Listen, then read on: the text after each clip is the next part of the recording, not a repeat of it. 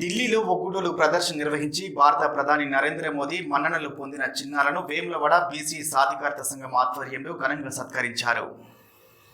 కార్యక్రమంలో ఉమ్మడి కరీంనగర్ జిల్లా బీసీ సాధికారిక సంఘం కరీంనగర్ పులాస నరేందర్, బీసీ సాధికారత సంఘం జిల్లా వర్కింగ్ ప్రెసిడెంట్ గాజుల బాలయ్య, పట్టణ అధ్యక్షులు తూపుకారి సత్తయ్య, ప్రధాన కార్యదర్శి ఇల్లందుల వెంకటేష్, అధికార ప్రతినిధి మైలారం రాము, పిన్నింటి హనుమన్లు, కార్యనిర్వహణ కార్యదర్శి గోగికారి సత్యం, ఉపాధ్యక్షులు మహమ్మద్ సందాని, కార్యదర్శి పట్టణ బీసీ సాధికారత సంఘం కార్యదర్శులు తదితరులు పాల్గొన్నారు.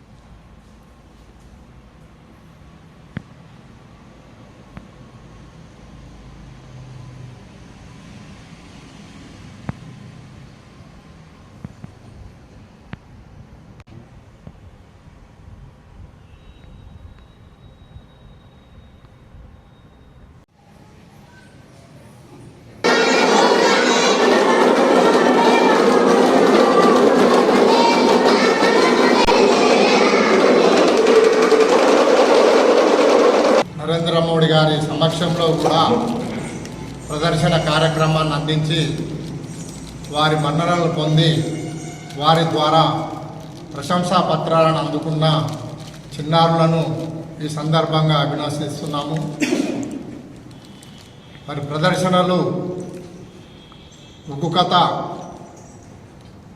బోనాల వంటి చక్కటి కార్యక్రమాలను కూడా ప్రదర్శించడం జరిగింది.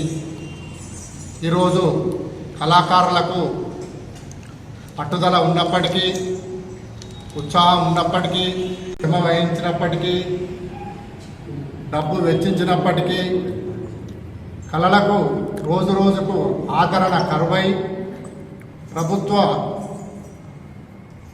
ప్రోత్సాహం లేక నాటి కళలు రోజు రోజుకు అంతరించిపోవడం చాలా బాధాకరం. మరి రాష్ట్ర ప్రభుత్వం ఏర్పాటు చేసిన రాష్ట్ర సంస్కృత శాఖ నుండి పురాతనమైన కళలను గుర్తించి వాటిని ఆదరించి వారిని ప్రోత్సహించాలని, కళారంగంలో వారిని ముందుకు తీసుకెళ్ళి వారికి ఉపాధి కల్పించాలని, సంక్షేమ కార్యక్రమాలు కూడా వారికి ఏర్పాటు చేయాలని సందర్భంగా రాష్ట్ర కేంద్ర ప్రభుత్వాలను కోరుతున్నాము.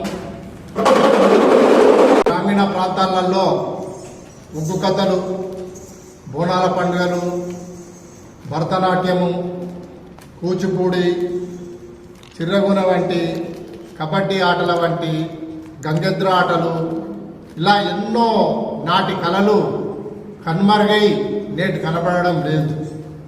సంక్రాంతి పండుగ వచ్చిందంటే మరి గంగెద్రల వాళ్ళు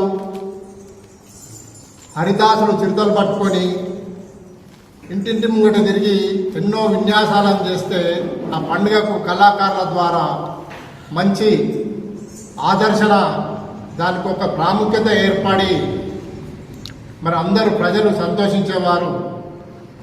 ఈనాడు ఇళ్లల్లో టీవీలు ఏబట్టి ఆ టీవీలలోనే సినిమాలు చూడడం, సీరియల్స్ చూడడం, బయటకు మహిళలే కానీ పురుషులే కానీ బయటకు వెళ్ళక ఇలాంటి కళా కార్యక్రమాలను చూడక వారిని ప్రోత్సహించక మరి వాళ్ళ కళలు అంతరించిపోతున్నది.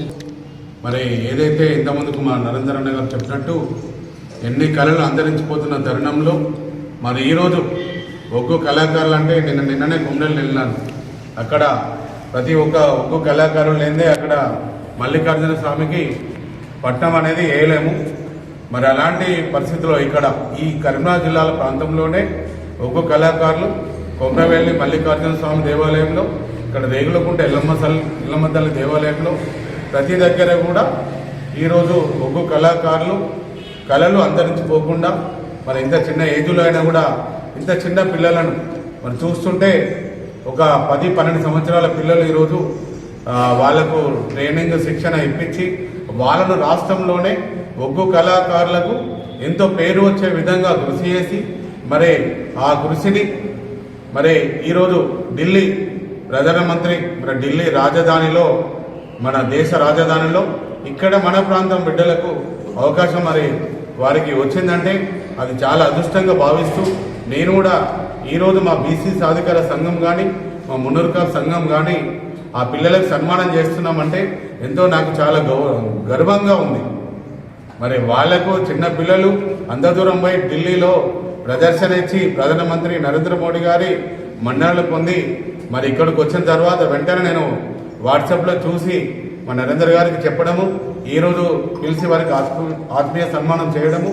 నేను దీని తర్వాత కూడా ఈ కళలు ఏదైతే ఒగ్గు కళాకారులు కానీ ఇంకా వేరే ఏ కళాకారులైనా కూడా ఈ బీసీ సాధికారత సంఘం ద్వారా ప్రతి ఒక్కరికి అవకాశం అనేది ఆ కళలు అంతరించిపోకుండా మా వంతు కృషి ఈ రాష్ట్రంలో తప్పకుండా మేము చేస్తామని కూడా నేను బీసీ కుల సోదరులకు మరి ఒగ్గు కళాకారులకు ఇంకా బీసీ కులాల్లో 136 కులాలు ఉన్నాయి.